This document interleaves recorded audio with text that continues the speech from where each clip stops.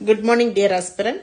So, with the heavy rain and monsoon starts from here, we have so much of glitches and issues. So, whatever it is, you have to be very focused in your preparation, and the UPSC is not going to postpone or whatever. So, you have to be get ready for the exam. So, with that note, Moraine typhus. This comes under GS3 Science and Tech. So 75-year-old man from Kerala recently traveled to Vietnam and was diagnosed with a bacterial disease called Moraine typhus. So this Moraine typhus is an infectious disease that is caused by a bacteria called typhi, and it is transmitted to humans through bites of infected fleas. It is also known as endemic typhus, which means it will be in one particular place only.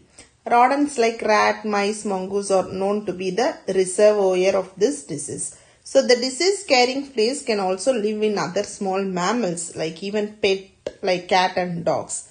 Once if it is infected, it can spread the disease for the rest of its life. Transmission can also happen through exposure of mucous membranes to infected flea feces. It is spread when infected flea feces come into a contact with cuts or scrapes in the skin. Moraine typhus is not spread from one person to another or from person to fleas. The disease has been reported in coastal, tropical and subtropical regions.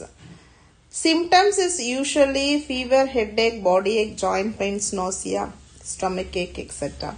Some people may later develop rashes on the skins. There is no vaccine currently available against this disease.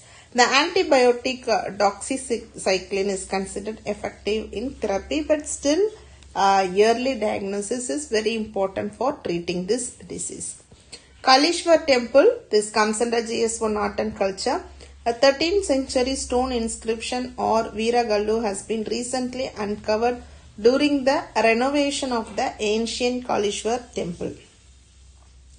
It is a Hindu temple located in the town of Bahali in the Davangere district of Karnataka. It is one of the oldest temples in the region and it is dedicated to Lord Shiva.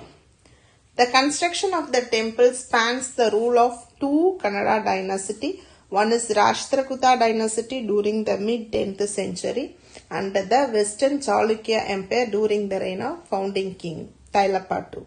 The temple is a single shrine construction with an adjoining hall, that is Mandapa.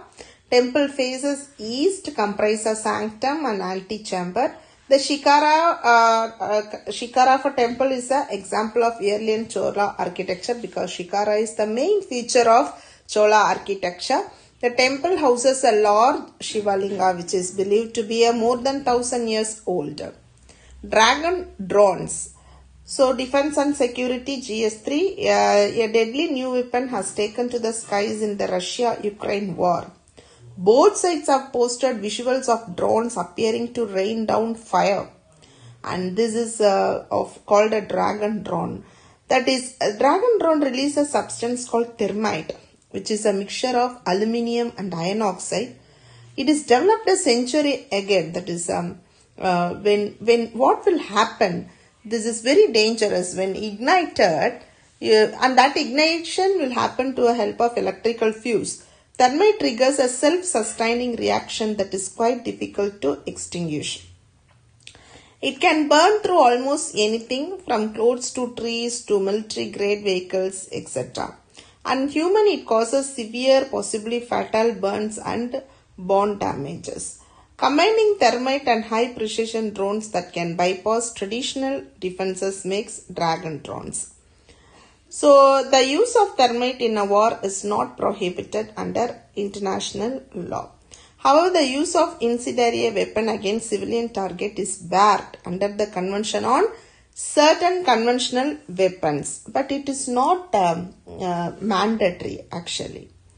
See, for prelims, try to answer this question. The Kalishwar temple is dedicated to which Hindu deity? As we have already seen in the issue. Moraine typhus has been reported in which Indian regions? So try to answer this question, and if you want, post in the comment section, or you can also call to the number and you can WhatsApp to that number for further guidance. Discuss the implications of emerging drone technologies like dragon drones in modern warfare, and analyze the ethical and legal challenges associated with their use, particularly in the context of international law.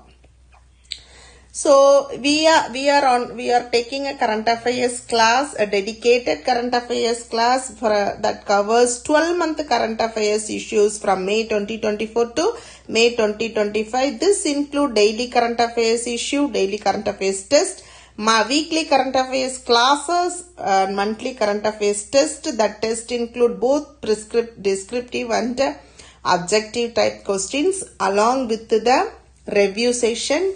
So by the month of March, April, you will be also having economic survey budget as part of this program. Also, you will be having a special session on the Guru talks about special issues from the experts. So don't miss this, a great opportunity with a minimal price.